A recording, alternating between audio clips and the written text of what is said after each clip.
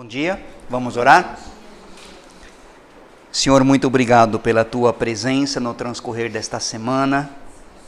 Obrigado, Pai, porque acima de tudo nós podemos perceber o Teu amor, a Tua graça, a Tua misericórdia, verdadeiramente jorrando em nossas vidas a cada momento, de forma renovada, transbordante. E nós não queremos ser apenas recipientes, nós queremos ser canais pelos quais este amor, esta graça, essa misericórdia possa fluir para outras pessoas. Espírito Santo, esteja fluindo, esteja nos orientando, esteja nos ensinando agora, através da Tua palavra, em cada uma das salas aqui da Níbia, onde o Teu nome está sendo ensinado e pregado.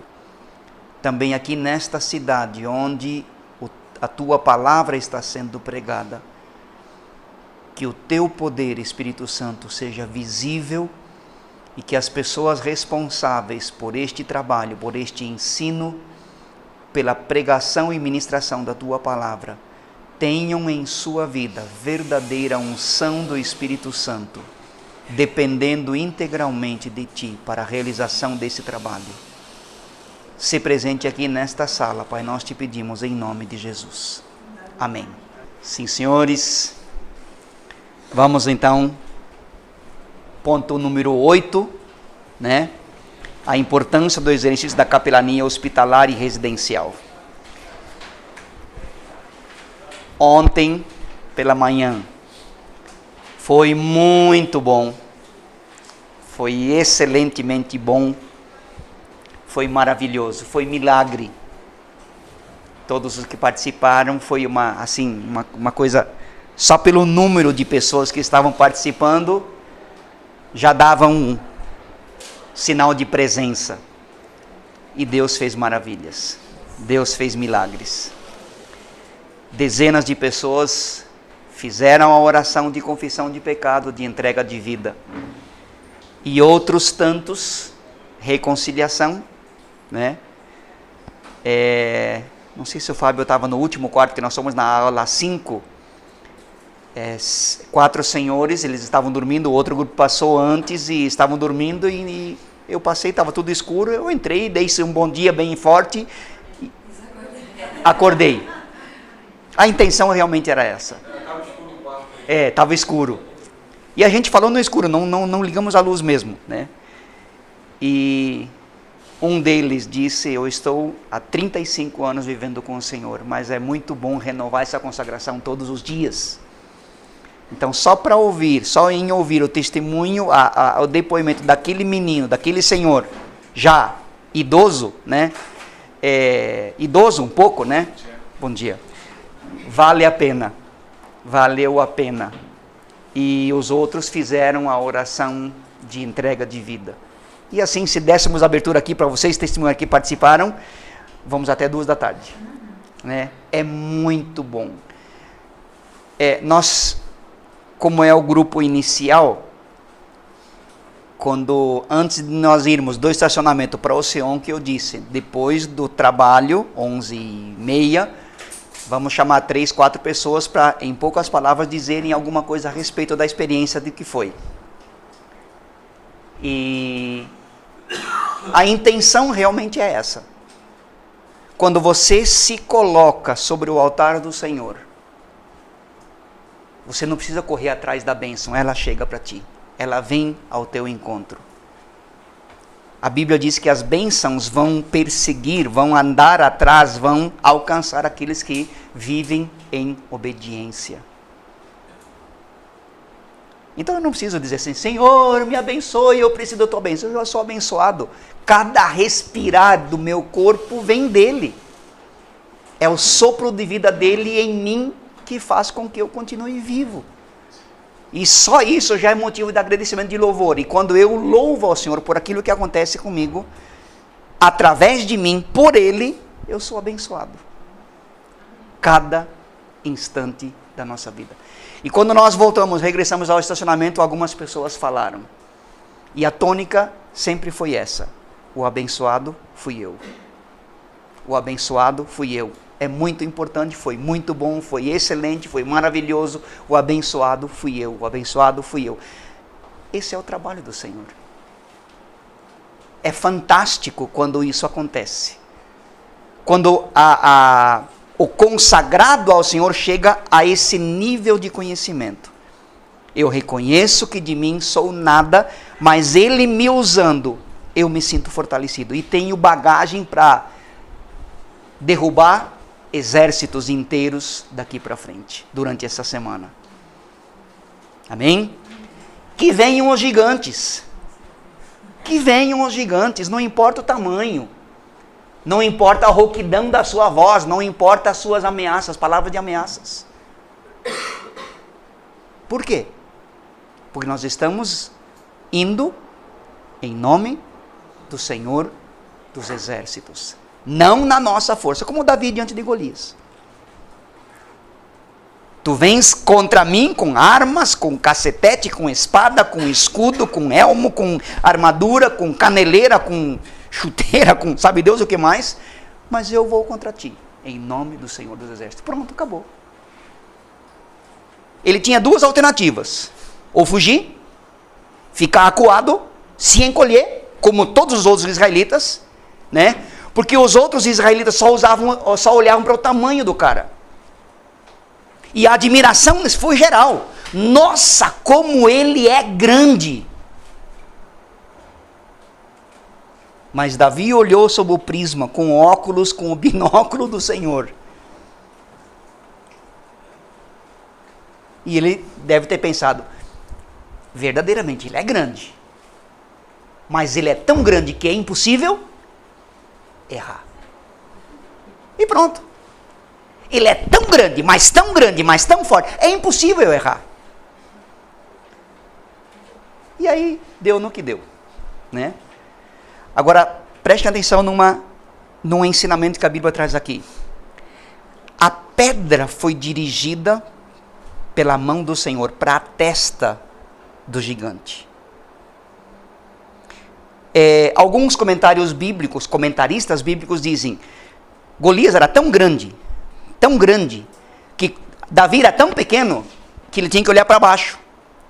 O elmo que ele usava, o capacete que ele usava, ele tinha que abrir a viseira para poder olhar para baixo. Senão ele não enxergaria Davi. Davi era raquítico, pequenininho. Um alemãozinho, avermelhado, enferrujado, ranhento. Visualizaram aí, né? E ele abriu o elmo para poder olhar para ele. E foi exatamente nesse lugar que ele abriu o elmo que a pedra entrou. Dirigida, claro, pela mão do Senhor. Claro que Davi tinha prática com a funda. E aí a Bíblia diz que o gigante faz o quê? Caiu. Morreu? Sim ou não? Esse é o nosso problema muitas vezes. Nós derrubamos o gigante, mas deixamos. Yes, agora eu sou o cara. E deixamos o gigante deitado.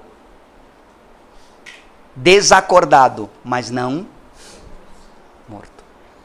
E aí a Bíblia dá o ensinamento de Davi pegou a espada do gigante e cortou a cabeça. Essa é a nossa atitude diante de algum gigante que se apresentar durante essa semana. Vai em nome do Senhor, não tema. Não dê importância para o seu tamanho. Derrube o gigante e abata-o. Mate-o, para que ele não volte à consciência e venha te perturbar. Amém? Mas não era isso que eu queria falar aqui agora, só para voltar a falar sobre o projeto de ontem. Daqui a 2 sábados, né? Não sábado que vem, no próximo, já dia 27, nós temos o outro projeto da segunda turma da noite. Quem não participou agora, vai para aquela turma lá, tá bom? Ponto 8, a importância do exercício da capelania. Preste atenção uma coisa. Se quiserem escrever, seria interessante aí, nesse ponto 8. O Senhor cura, pode escrever. O Senhor cura e chega a lugares. O Senhor cura e chega a lugares dentro do espírito da alma humana,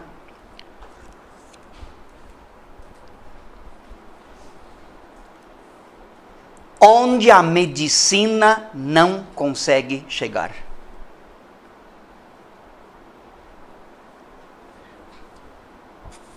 Onde a medicina não consegue chegar.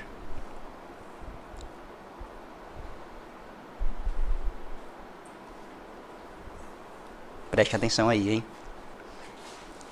Né? De repente vale até ponto para prova esse negócio aí. A unção do Senhor, a presença do Senhor consegue chegar ali onde a medicina não tem poder de alcance. E é isso que Deus quer fazer através da sua vida. Ah, mas eu preciso tanto de cura. Amém, glória a Deus por esse reconhecimento.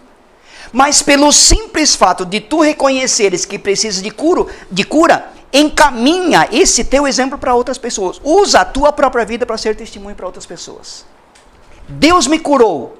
Deus me restaurou. E foi assim, assim e assado. E eu dou glória a Deus por essa restauração, por essa cura. E ela vai ser usada pelo Espírito Santo na vida de outras pessoas.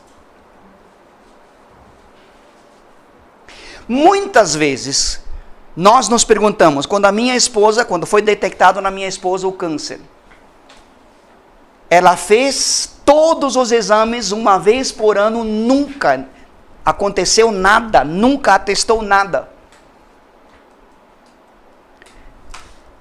Familiares, ninguém. E de repente, finalzinho do ano, nos preparando, nos programando para férias, vem a notícia. A senhora está com câncer. A base onde nós pisamos, geralmente quando vem câncer, pensamos no quê? Vou morrer. Acabou. Claro que foi um tempo de choro.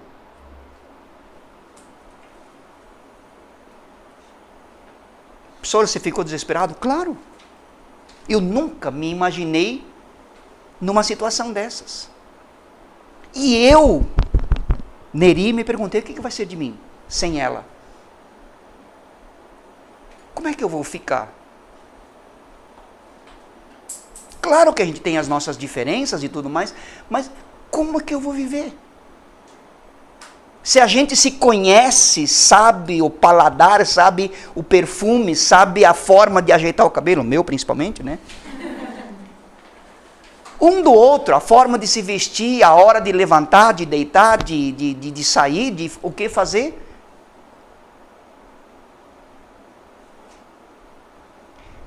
Hoje, ela dá o testemunho, dizendo que aquilo que aconteceu com ela serve de base, de alicerce muito sólido para que ela testemunhe daquilo que Deus fez na vida dela. Ela teve que passar, Deus usou esse câncer para que ela possa testemunhar daqui para frente, ajudando pessoas que enfrentam o mesmo problema. Quem estava ontem de manhã, a Fanny, lembram dela? Ela faz o curso aqui de manhã, hoje ela não veio, deve vir à noite. Somos amigos há muitos e muitos anos. E quando ela enfrentou o problema, mesmo problema mamário, câncer na mama, a Fanny faz parte do GA da Luciana, que é minha sobrinha, que a Andréia também faz parte.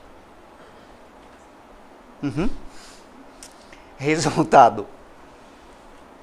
A Fanny veio procurar a minha esposa. Pelo tempo que ambas se conhecem, pelos laços que as duas famílias têm.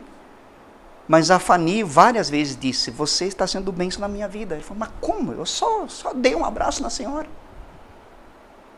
Lembra de um negócio que eu postei ontem para vocês? Abraço que cura, abraço que revigora, abraço... É isso que nós precisamos fazer algumas vezes. Claro que num paciente no hospital nem sempre é possível dar um abraço. Mas vai chegar a oportunidade onde você vai precisar de um abraço ou vai dar esse abraço. Fala, mas eu não fiz nada. Lembra de Jesus Cristo, aquela mulher que depois de 12 anos de hemorragia, foi de gatinhas por baixo da multidão e tocou nas vestes de Jesus Cristo. E Jesus Cristo disse o quê? Oi? Sinto que de mim saiu poder. Sinto que de mim saiu poder. Alguém me tocou. Mas como? Tem uma multidão em volta do Senhor. Não, agora foi diferente. Eu sinto que de mim saiu poder. Às vezes, quando tu dá esse abraço numa pessoa, você sente que alguma coisa de ti é o Espírito Santo. É dessa atitude que nós precisamos ter para com o Espírito Santo. Professor, eu às vezes não sei se é o Espírito Santo ou se é minha cabeça. Geralmente se é para edificação, se é para o engrandecimento da pessoa que a voz está dizendo para ti, é o Espírito Santo que está trabalhando, está agindo na tua vida. Não tema, faça. Vai haver bênção. Tá bem? O Senhor cura, o Senhor exerce o seu poder onde a medicina não tem poder de chegar. Tá? O próprio Jesus treinou os seus discípulos para exercerem a capelania. Né? Foi à casa de Zaqueu. Aquele nanico que subiu na figueira, a moreira, sabe Deus o que, naquela árvore de rua, né, para ver Jesus Cristo. E Jesus Cristo vai até a casa dele. E quando Jesus Cristo sai de lá, antes de sair, ele diz o quê? Hoje chegou a salvação nesta casa. Claro que ele não falou para Zaqueu fazer a oração de confissão, né? Mas se fosse nos nossos dias, seria feito assim. Amém? Depois foi à casa de Pedro. A sogra de Pedro estava doente. E quando ele chega, ela estava muito febril. E falaram para ele, o texto diz lá, né? Em Marcos capítulo 1, versículos 29 em diante. Falaram para Jesus da sogra de Pedro, que estava febril. Jesus Cristo vai até ela, toma pela mão e ela... O texto diz, ela se senta à cama, se põe em pé e passa a servi-los. A febre a deixou. O texto afirma bem claramente isso. Nem sempre a febre de alguém com quem você ora vai deixar aquele indivíduo naquele momento exato. Às vezes a febre precisa de um tratamento mais delongado. Claro que Deus tem poder absoluto para fazer isso. Mas a temperatura está 39, 40. De febre. Se de repente o Espírito Santo atender o teu pedido assim, coloca a febre dessa mulher em 37. Pronto. Vai acontecer um choque anafilático aqui. Então precisa ter uma adaptação. Repito, o Espírito Santo tem poder para fazer isso, adaptar o corpo para acontecer. E ele pode fazer esse milagre? Pode, porque já fez outras tantas vezes. Tá bem? Seguindo adiante no ponto 8 lá. Paulo foi convidado a ir à casa de Lídia. Atos 16. Paulo e Silas foram na casa do carcereiro. Lembram dessa história? Ele e Silas estavam na prisão, depois de açoitados. E daí começaram a rogar praga pelo governo romano. Jogaram praga em cima das autoridades. Rogaram praga em cima dos guardas que surraram eles. Sim ou não? Não? Como não? O que eles estavam fazendo? Estavam cantando, louvando, adorando ao Senhor. E a história diz que um grande terremoto veio e sacudiu aquela cadeia, aquela prisão, aquela penitenciária, aquele local, e os portões se abriram. Como o carcereiro era responsável, tem algum carcereiro aqui? Não. Não? Sei que tem vários irmãos da Líbia que trabalham como agentes penitenciários. Eles eram responsáveis. Se os presos fugissem, ele seria morto, condenado à morte, pela guarda romana. E o carcereiro tentou se suicidar quando Paulo viu e gritou, não, estamos todos aqui, ninguém fugiu, fica tranquilo. Então ele vai à casa do carcereiro e toda a sua família é restaurada. Tá? Depois, Pedro foi fazer uma visita à casa do centurião. Atos capítulo 10, está aí na sua apostila. Né? Mais uma vez. Um detalhe importante em relação à capelania é, saúde nem sempre é razão de felicidade completa. Eu repito, saúde, está aí na sua apostila, tá? Nem sempre é razão de felicidade total. Eu sei que vocês já viram esse cara.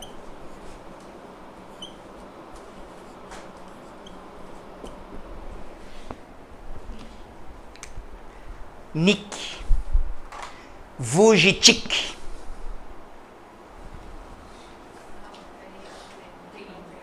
É. Se quiserem ver, e aí, coloquem um espelho na frente de vocês. Ou fiquem na frente do espelho e assistam. São dezenas de documentários. Pequenos testemunhos, 5, 7 minutos, 10 minutos, 1 hora, 2 horas e meia. Você escolhe.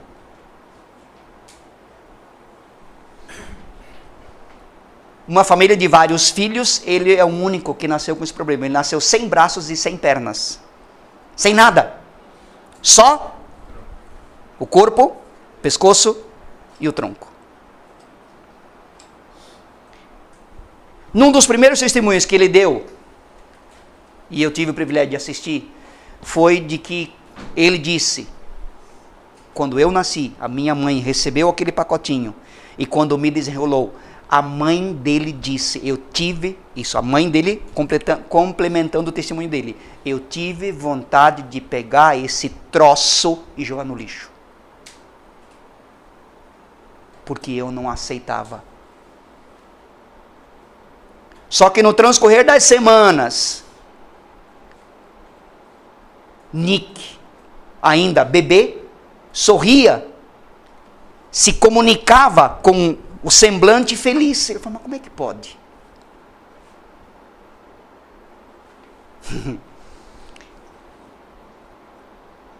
Nick nada.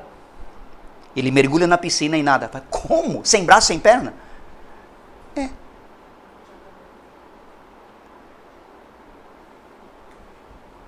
Ele faz a sua omelete para comer de manhã.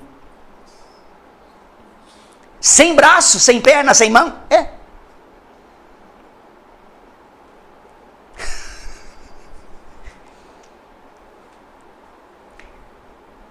Ele pega um ovo na forma, com a boca. Claro que ele faz com casca e tudo. Joga dentro da frigideira. Leva a frigideira com a boca ao fogão. Aciona o fogo. E pronto. As cenas, até hoje, eu não vi o Nick comendo, mas ele deve pôr a boca dentro do prato. Claro, ele não tem mão, como é que ele vai fazer? Já vi crianças, homens, mulheres, não tendo braços, consequentemente eles põem o garfo, põem a mulheres com a escova, inclusive com o esmalte, para pintar as unhas do outro pé. Pega o pincelzinho lá da tampa e umedece lá no esmalte e pinta a outra unha. Nick não tem nada disso. Hoje ele é testemunho no mundo inteiro, conhecido no mundo inteiro. Veio a Foz do Iguaçu há alguns anos atrás. Excelente o testemunho dele. É alegre? Muito. Sonho dele, ser pai. Hoje ele tem 2 filhos. Outro sonho dele, vir ao Brasil. Terceiro sonho dele, esquiar em Copacabana.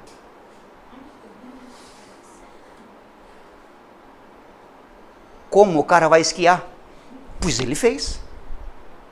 O professor colocou a prancha do lado dele, aí ele nada do lado com o queixo apoiado em cima da prancha, para pegar uma velocidade, surfando, né? Desculpa, eu falei esquiar. Surfar, perdão. Surfar. Não, mas surfar também. Surfar ele desce em rampas não muito íngremes, eu já vi isso. E o surf? Ele empurra um pouco a prancha e o cara pula em cima dele. Tudo certo? Pula em cima da prancha e vai embora. E quando ele chegar à praia, ele fala assim, yes, sonho realizado. Quantas vezes eu tenho reclamado que minha perna está doendo? Por uma... Me perdoe a expressão. Pastor Valdair me corrija. Uma miserável de uma unha encravada. Ou aquele dedinho que fica do lado assim, e sempre acerta na quina. Né? O dedinho parece que foi feito para isso, para acertar as quinas. Você passa assim, tá 1 metro longe, mas aquele pé vai para lá assim, e aí o dedinho fica enroscado lá. E aí você reclama. E se não tivesse nem pernas e nem pés? E nem braços? Então, Saúde não é necessariamente sinônimo de alegria. Nick é extremamente alegre. Ele é fantástico nas suas palestras. E ele mesmo disse isso. Numa palestra para um grupo de medicina nos Estados Unidos, eles colocam a mesa para que ele fique visível. E em cima dessa mesa, a mesa é um pouco larga, ele cai de barriga. Ele se joga de barriga em cima da mesa. E ele falou, e agora? O que você acha que eu devo fazer? Desistir? E ele dizia, não pensem vocês que eu, nas primeiras vezes, quis desistir. Não, eu não quis desistir, eu desisti mesmo. E continuava deitado. Mas como eu sou do Senhor, o Espírito Santo diz, te levanta. Como? Te levanta. Como? Lembra quando a Bíblia fala de pássaros na história? Não semeiam, nem colhem, contanto o Pai de vocês os alimenta. Deus chega no passarinho e coloca o alimento na boca? O que eles têm que fazer? Procurar. Se ele ficar esperando a comida vir para a boca, vai morrer de fome. Se Nick ficasse deitado, ele não conseguiria levantar. E no entanto ele se levanta.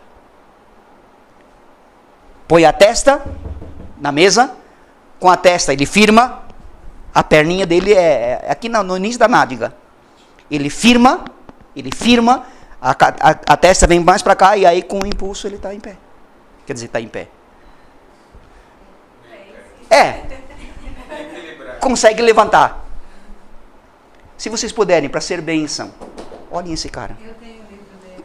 É excelente. Tá certo? Tem muita gente. Ele é o exemplo. A outra que nós colocamos para vocês, a Johnny, lembra? Exemplos de pessoas que aprenderam a conviver com a enfermidade, com a sua necessidade extrema e exalam alegria. Claro que Nick e a Johnny reclamam de dores. Johnny principalmente dores muito agudas, que remédio nenhum consegue saciar. Pela própria postura, pela própria imobilidade do corpo. Mas ela tem afirmado nos seus testemunhos, eu sou tua. Meu corpo é templo do Espírito Santo, então me usa, acalma essa dor. Nada em mim te é desconhecido, então faça a tua obra. E ela dá testemunho dezenas de vezes, o alívio vem. Outro destaque, quem foi ontem pela manhã pela primeira vez, sabe do seguinte.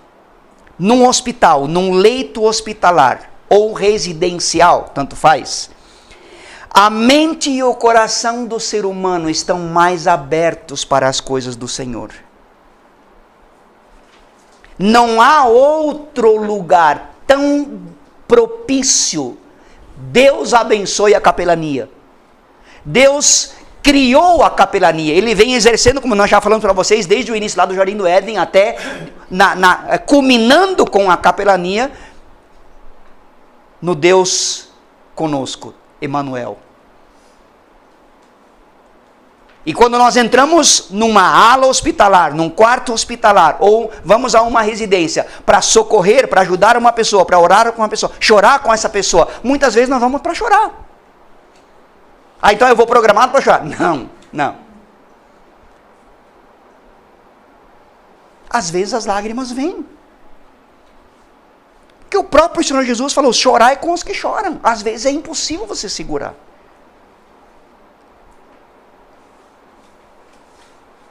Lembra daquela mulher que nós falamos que atravessou o preferencial e sofreu um acidente? Como é que é o nome dela? Enilce. Ela está bem. Minha esposa foi visitá-la na sexta-feira. Muito bem, por sinal. Está andando dentro de casa. Já está fazendo comida para o menino dela, chamado seu Mário. Falei para ela, vou fazer um desafio para a senhora, para esse menino aí, que a senhora está cuidando. Como é que vai ser? Quem vai fazer comida para ele? Eu falei, a senhora vai fazer muita comida para ele ainda. Está aí, ó. 2 semanas depois da minha visita, da nossa visita lá, ela está se virando. É Deus quem faz isso.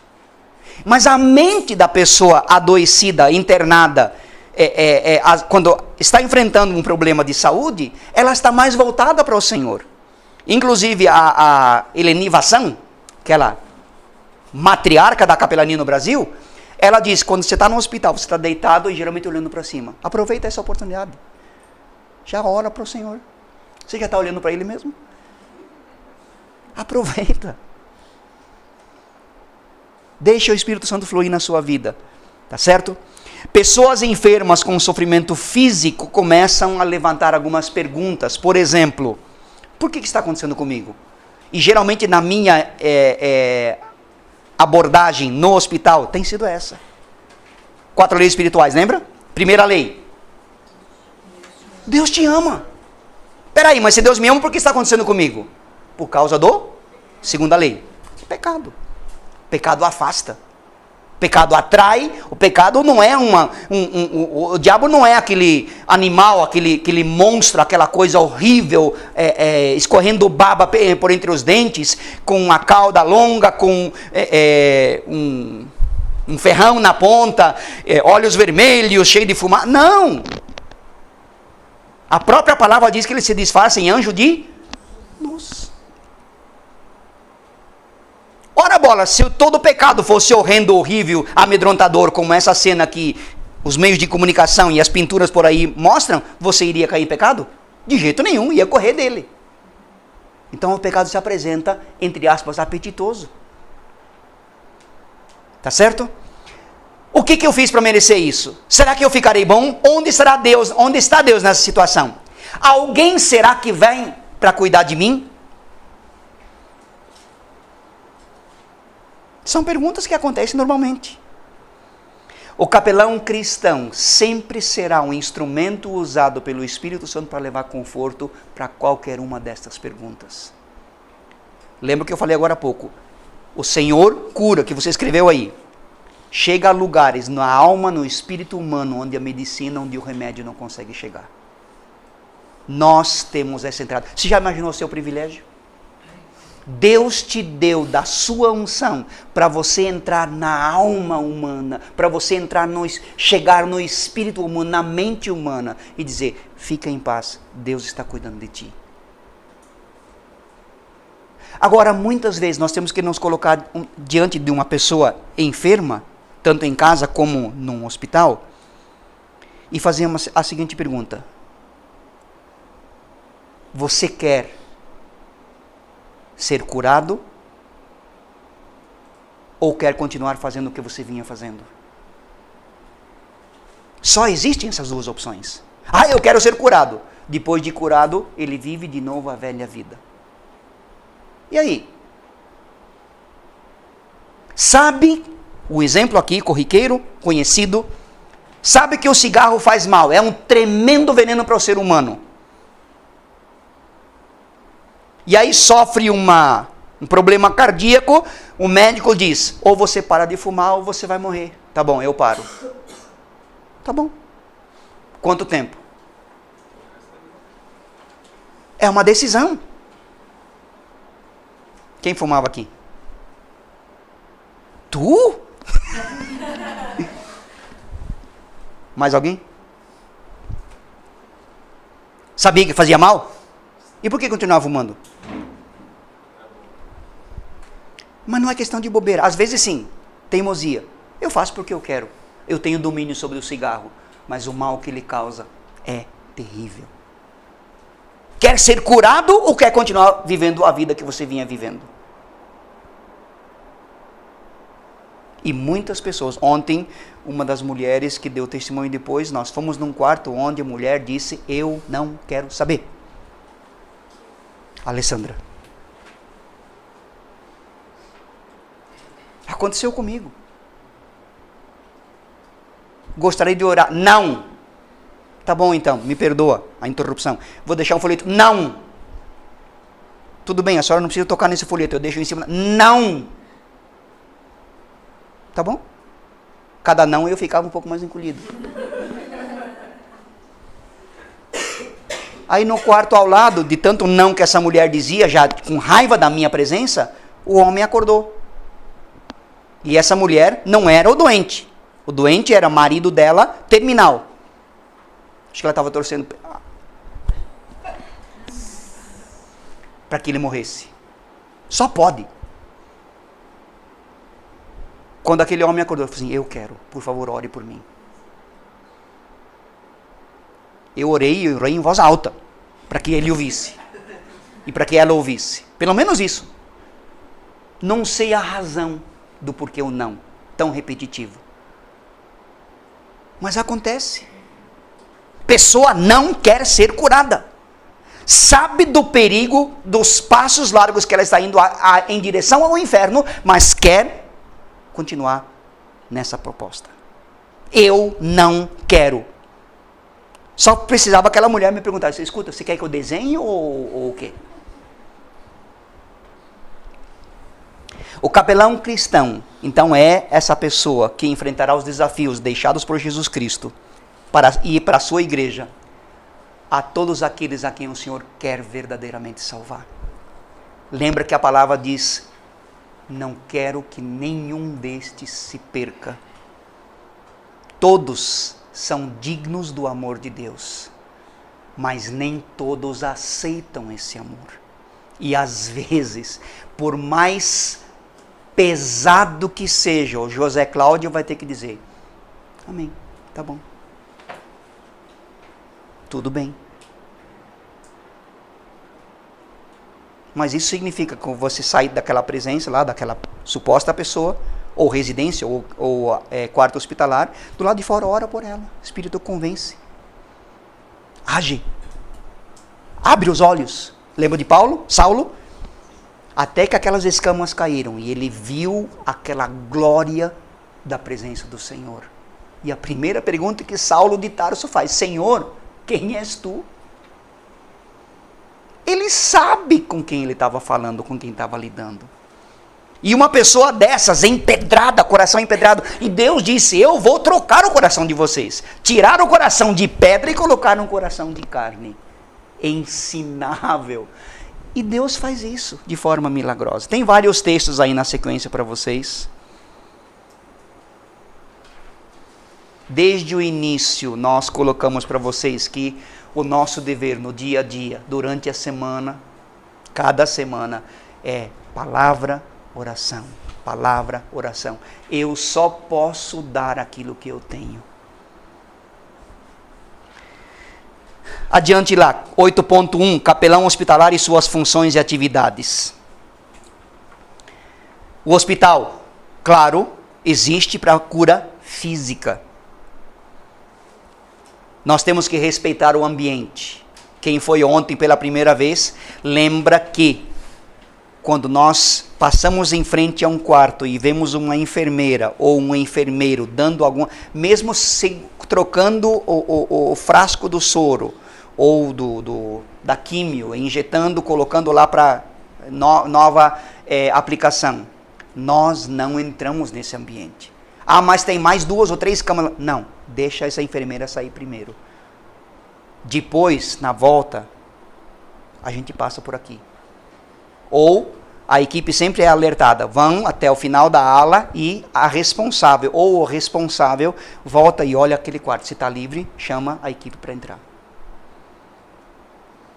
Então, mesmo sendo capelães, mesmo tendo a carteirinha da capelania, mesmo tendo o curso da capelania, nós não usufruímos de total liberdade para desobedecer às leis estabelecidas pela casa de saúde que nós estamos visitando, ou da residência. Se nós fôssemos na casa da dona Nilce, e o marido dissesse, o seu Mário dissesse o seguinte, ela está deitada e ela não quer receber vocês, nós entraríamos na casa? Não. E no hospital é assim também. Então nós respeitamos, e nosso dever então é orar por aquele ambiente, para que haja uma outra oportunidade para a gente ir. Tá certo? As garantias que as leis federais, estaduais, municipais me dão como capelania, não me dão o direito, ao mesmo tempo que eu tenho o direito delas, a meu favor, não me dão o direito absoluto de infringir as leis daquela casa de saúde, daquela residência. Sempre faça a semelhança, residência, hospital. Se numa residência eu não posso entrar, se eu não sou bem-vindo, se eu sinto isso, eu não vou entrar. Num hospital é a mesma coisa. Dependendo da ala, você não pode forçar a barra. Tá? Outro detalhe. Em relação ao capelão hospitalar, em especial. Nem todos conseguem entrar numa enfermaria. Nós já enfrentamos cenas onde a pessoa estava num estágio terminal, onde você verdadeiramente... Eu tenho um estômago razoavelmente forte. Mas você se sente totalmente desarmado de qualquer defesa. Você não quer olhar, você não quer ouvir, mas a pessoa literalmente está gemendo a dor da morte, da separação eterna. Meus queridos, esse gemido é terrível. É terrível. Não tenha medo de orar por alguém em coma. Ore. Aproveite. Se você está tendo essa oportunidade, aproveite. Ah, professor, mas alguém em coma? Para com isso. Muitas vezes acontece isso. A primeira pessoa, logo após eu estar formado, que eu fui orar, estava no hospital e os médicos, interessante, eu nunca tinha visto de tal forma. Os médicos tinham tirado dela os aparelhos, tiraram da UTI e colocaram no corredor. Tipo assim, morra. Os médicos já não tinham mais nada o que fazer e eles disseram, não tem mais nada o que fazer. E o médico bem conhecido aqui na cidade hoje, já bem idoso. E a filha dessa senhora falou assim, pastor, por favor, vai lá. A minha mãe precisa da sua reconciliação contigo, Senhor. Dá essa oportunidade. E eu fui orar com a dona Irene. E ela estava ainda com vida. A respiração dela era uma coisa... Enfim. Eu cheguei bem perto do ouvido dela. Primeira experiência como pastor. Me apresentei bem próximo do ouvido dela. Eu não era capelão, não tinha essas informações de hoje.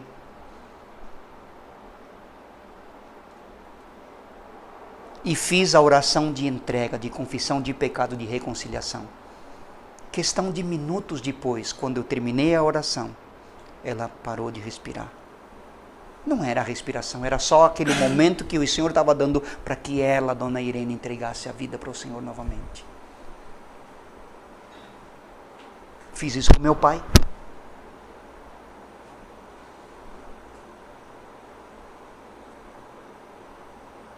Na UTI, o aneurisma que meu pai sofreu foi praticamente total.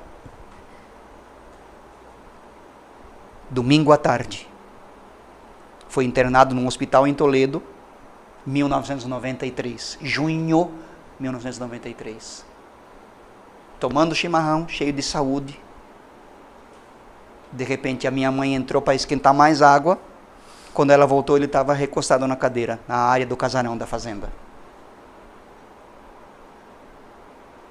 Quando a minha mãe nos encontrou, ela ligou para a gente. Eu falei, Senhor, eu quero uma oportunidade para conseguir falar para o meu pai, antes que tu o leves, me dá uma oportunidade. Nós somos uma família grande. Eu sou o sexto de uma fila de filhos de 9 filhos vivos. Na quarta noite, internado na UTI, Dr. Walter Assunção veio para mim e falou assim, pastor, se quer entrar, eu libero você. E a minha irmã foi conosco, foi comigo. O aparelho estava calmo, normal. Eu peguei a mão dele e me apresentei. Aquele aparelho ficou louco. Buzinou, tudo que era buzina naquela UTI começou a buzinar e apitar. E o Dr. Walter da janela fazia sinal de ok. E eu fiz a oração de entrega. Isso foi 8h30, 20h30, 21 horas mais ou menos.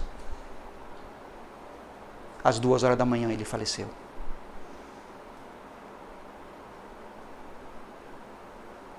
Aproveite as oportunidades quando o Espírito Santo te falar sobre pessoas em coma. Ele pode agir. Só para esse momento. E vai ser importante para a sua vida, porque serve como testemunho. Tá bem? Muitas vezes o paciente que nós estamos conversando quer falar também. Lembra de uma coisa que eu falei aqui para vocês? Nós temos que ouvir com os olhos. Às vezes a gente tem que ver assim. Ter essa habilidade, essa sensibilidade do Espírito Santo. Ouvir com os olhos, olhar para a pessoa. Naquele último quarto que nós fomos ontem, o Sérgio estava junto. Escuro. Aquele homem convertido, que estava reatando o seu compromisso com o Senhor, se sentou na cama. Eu falei, pode ficar sentado. Não, eu quero sentar. Visivelmente que ele queria falar alguma coisa. E ele disse, eu já entreguei a minha vida há 35 anos atrás, mas eu quero reafirmar esse voto. Não, agora o senhor fica quietinho, agora quem fala sou eu. Não. Toma cuidado, tá? Tome cuidado também com as promessas feitas em nome de Deus. Você é apenas um instrumento. Ah, se você entregar a vida para o Senhor, Deus vai te curar. Cuidado. Cuidado. Falando em coma, a Dona Maria, mãe da Marilã, foi assim. Ela havia entregue a sua vida um pouco antes, mas naquele dia foi orado com ela um pouco antes dela ser levada. E o encontro vai ser glorioso, pode ter certeza. Pode ter certeza. Nós precisamos levar palavras seguras, aquilo que a Bíblia deixa claro, mas evitar criar uma falsa esperança baseada naquilo que eu acho, ou naquilo que eu gostaria que acontecesse. Nós precisamos focar a nossa atenção no paciente. Ao visitar hospitais, não perca a visão do macro. Cuidado com isso, pessoal. Dos outros pacientes. Às vezes nós damos muito foco numa só pessoa e os outros naquela enfermaria, naquele quarto, ficam a ver navios. Cuidado. Olhe para o todo. Fala, Fábio. Eu observei que eu sou identificado o nome de cada Isto. Normalmente, o paciente tem em cima do leito dele, tem o nome dele escrito. Normalmente. Ah, mas tem um quarto que ele não está com o nome ainda. Peça para ele, como é que é seu nome? Outra coisa, nunca entre num quarto e pergunte, seu Sérgio, tudo bem? Hã? Esse tudo bem soa bem? Se tivesse tudo bem, não estaria internado. Né? Aí normalmente a gente já corta a nossa conversa. Tá? Como está, Sérgio? Então, identificando as pessoas com o nome já é um meio caminho andado. Tá certo? Faça o seu ministério, faça o seu trabalho sem querer competir com os outros. Tem mais ministério de capelania aqui na cidade. E tem alguns ministérios de capelania que não permitem que outros nem cheguem próximo daquela casa de saúde. Graças a Deus, Deus nunca permitiu que alguma confusão se estabelecesse. Mas eu tenho conseguido entrar em qualquer hospital da cidade, e UTIs inclusive, tenho ex-alunos meus que são hoje chefes de UTI, tenho 3 hospitais aqui onde tem esses ex-alunos que, graças a Deus, pela graça e misericórdia de Deus, guardaram alguma coisa de boa daquilo que eu fiz na época do meu trabalho secular, como professor. Basta eu ligar para esses caras, inclusive médicos formados, médicos intensivistas, trabalham no HU, trabalham no São Lucas, trabalham no Policlínicas, são médicos intensivistas aos quais eu posso ligar, eu posso ter todas as informações, a pessoa desacordada, como é que ela está, um acidente sofrido, coma induzido ou coma de sequelas e assim por diante.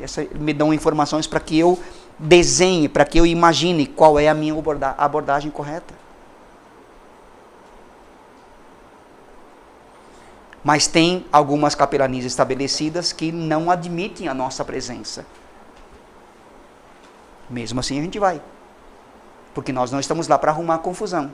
A não ser que a capelã responsável por aquela casa de saúde chegue e fale assim, tu não entra mais aqui, nunca mais. A gente tem que orar para que Deus faça um favor e leve ele mais rápido, né? Tá bom? Ore. Ore e ore E ore novamente e peça sabedoria para o Senhor para cada atitude. Faça da oração alguma coisa sagrada na tua vida. Quem conheceu Russell Shedd aqui? Russell Shedd, autor de dezenas e dezenas de livros, traduções de Bíblia. Tem a Bíblia Shedd, tradução dele, a organização dele, ela é fenomenalmente fantástica. Várias palestras eu tive o privilégio de ouvir desse homem de Deus. Faleceu ano passado, ano retrasado, dezembro de 2017. Na igreja onde ele atuava em São Paulo, ele está entrando naquela igreja numa tarde. A igreja ficava aberta porque era um período que os membros vinham para a oração. E ele entra, no final dos bancos, tinha uma pessoa sentada em oração. E ele passa por ela e vai até a frente, antes do tablado, antes do altar. E Russell Shedd, quando chega lá, de repente ele para. Porque ele percebeu que entre aquele espaço do primeiro banco até o altar, um espaço talvez de 3, 4 metros, tinha uma pessoa ajoelhada, prostrada em oração. Ele para e volta de ré até sair. Aquele homem que estava no fundo ficou encafufado com esse negócio. Falei, mas doutor, por que você fez isso? Porque aquele homem estava na presença do Deus Altíssimo. E eu jamais tenho o direito de passar por ele, tentando desviar a atenção daquilo que ele estava sendo ensinado naquele momento. Isso é oração. Então, meu querido, na tua hora de oração, no teu momento de oração diário, não fique perto do telefone. Fale para a esposa, fale para o marido, fale para os filhos, alguém atende a porta. E não diga assim, mamãe, o papai não estão aqui, não. Diga que ele agora não pode atender. Seja verdadeiro, mas não interrompa o teu momento de oração. Mantenha o teu cachorro preso, faça qualquer coisa onde você possa ter sossego. Donna McHope escreveu um livro, Senhor, ensina-nos a orar. Lembra da oração flecha? Sim? Quais os 4 itens? Rápida, direta, certeira, silenciosa. Ela que coloca isso. Rápida, certeira, objetiva, silenciosa. Ela disse, quando eu comecei a estabelecer o meu momento de oração, eu não achei outro lugar a não ser o banheiro da minha casa. E eu sentava ao vaso e tinha o meu momento de oração. Meia hora, 40 minutos. Sentado no vaso, nem sempre, às vezes, o Espírito Santo fluía tanto que pedia para que eu me ajoelhasse. E eu ficava prostrado no piso do banheiro, mas em oração.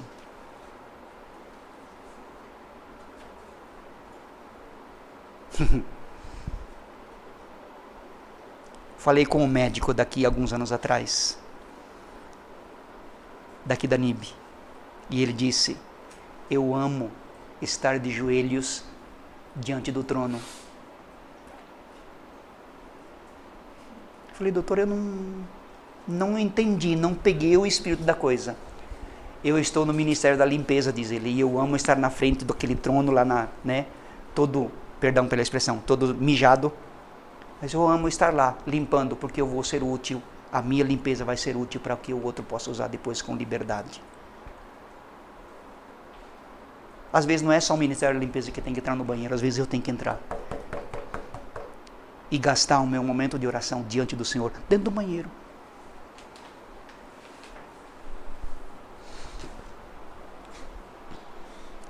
(8.11)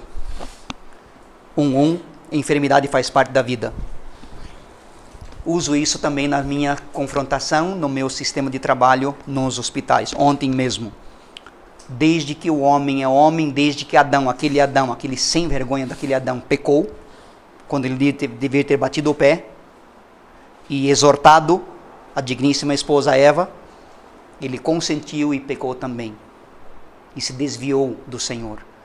E desde aquele tempo, o Neri nasce com essa ideia pecaminosa. E o pior de tudo, o Neri gostou dessa ideia pecaminosa, de ficar desviado, embrenhado no caminho estranho. Mas desde que o pecado entrou na raça humana, entrou no mundo, o homem, o ser humano sabe o que é errado. O ser humano sabe o que é ficar velho. O ser humano sabe o que é ficar torto. O ser humano sabe o que é ficar doente. Porque até então não tinha doença. Com o pecado vieram todas essas maldições. E o meu reencontro com o Senhor, eu recolocar a minha alma, meu espírito, meu corpo, minha vida sob o altar do Senhor, significa sair dessa vida. Continuo com a raiz do pecado em mim, mas ela não tem mais efeito de atuação. Ela pode tentar brotar em várias direções, em várias áreas à minha volta, sim, mas não tem mais poder de efeito na minha vida, porque está controlado. Paulo diz: considerai-vos mortos para o pecado, mas vivos para Deus. Não é o pecado que morreu, ele continua atuando. É como você cortar uma taquara, né? Todo mundo sabe o que é taquara. Cortar uma taquara, aquele lugar que você cortou, ela não vai crescer mais, ela vai crescendo, a raiz vai sair outra, outro. É assim com o pecado. Eu estou morto para o pecado, mas o pecado não está morto em mim, ele vai continuar atuante, mas eu tenho perfeito domínio sobre ele. Basta eu me colocar na presença do Senhor. Então, desde que o homem pecou, o ser humano sabe o que é não ter saúde. E tenho vários, aí na lista 8.11, né? Tenho vários itens lá, né? As enfermidades que a Bíblia menciona. Várias delas, está ali, ó. Alcoolismo, cegueira, tumores, inflamações, febre, hemorragia, surdez, mudez, insanidade, lepra, paralisia, várias outras. Fábio, tu estava junto comigo ontem no Mudo? Primeira experiência minha, nunca tinha feito isso. Quando eu abri a porta, tinha só um leito naquele quarto, graças a Deus. Ele fez o gesto. Eu falei, tudo bem. Olhei o nome dele, Adelar. Cumprimentei, fiz questão, porque ele estendeu a mão, fiz questão de cumprimentá-lo. E eu perguntei a ele, consegue ouvir? Entende o que eu falo? E foi assim a nossa conversa. Lucas fez a oração de entrega de confissão de pecado. Ele entregou a vida para o Senhor. Eu não conseguia notar a expressão da felicidade dele. Isto. É mudança de fisionomia. Um mudo entregando a vida ao Senhor. Pode isso? Pode. Ah, mas você não orou para que ele voltasse a falar? Não, porque não era esse o nosso trabalho naquela hora.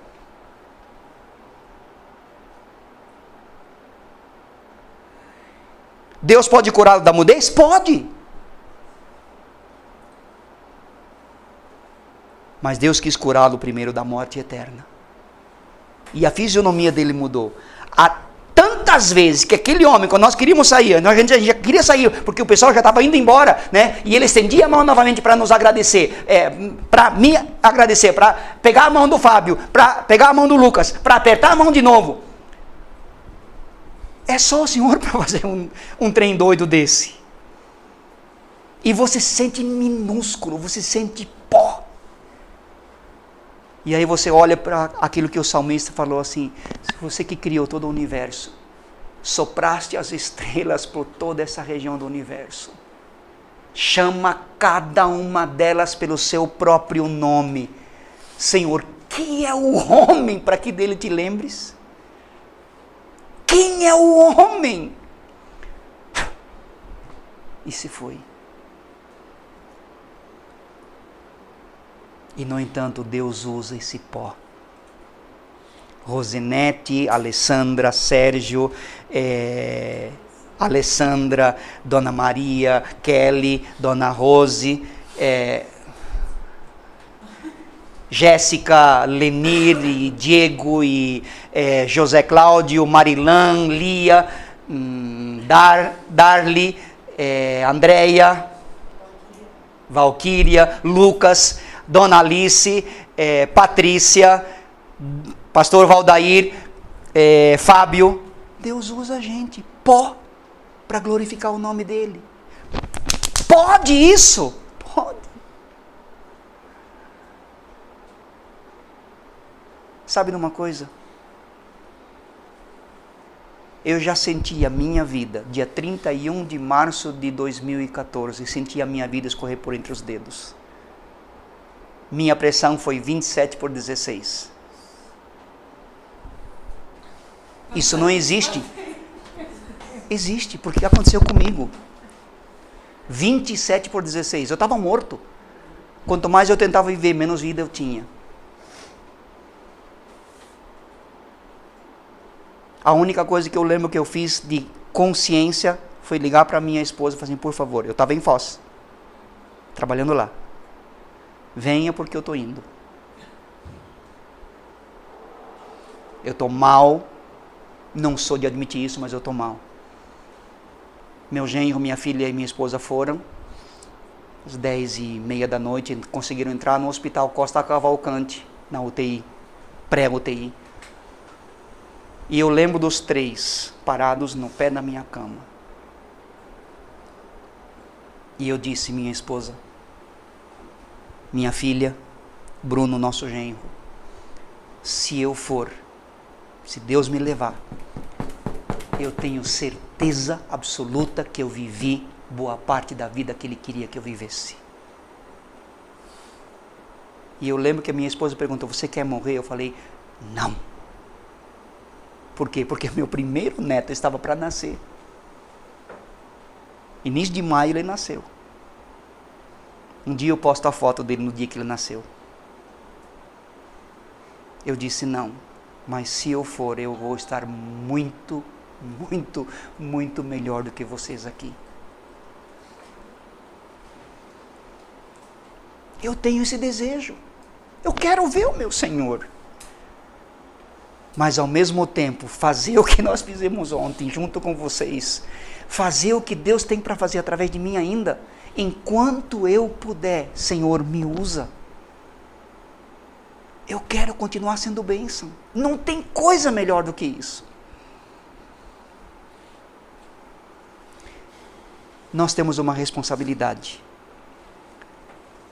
Como cristãos, como salvos, como remidos, não só o pastor Valdair e Patrícia e a Poli que não veio hoje, né?